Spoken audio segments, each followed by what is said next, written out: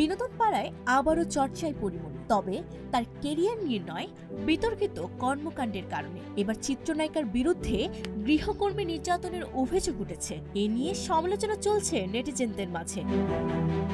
অনেকে তার বিরুদ্ধে ব্যবস্থা নেওয়ারও কথা বলছেন। তবে এবার চিত্রনায়িকা পরিমণির পাশে দাঁড়ালেন সঙ্গীত শিল্পী ন্যান্সি। পরিমণির বিরুদ্ধে গৃহকর্মীকে মারধরের অভিযোগ বিষয়ে যদিও অভিনেত্রী দাবি করেছেন এটি তার বিরুদ্ধে মিথ্যে অভিযোগ, এমনকি ওই নারী তার গৃহকর্মীই নন। একই সুরে কথা বলে এবার অভিনেত্রীর পাশে দাঁড়ালেন সঙ্গীত শিল্পী Nancy.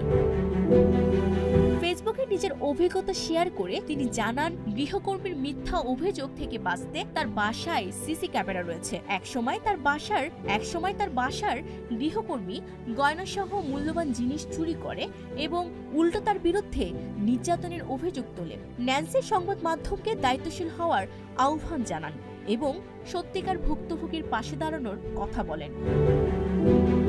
Sabikun Nahar Sadia, news flash 721।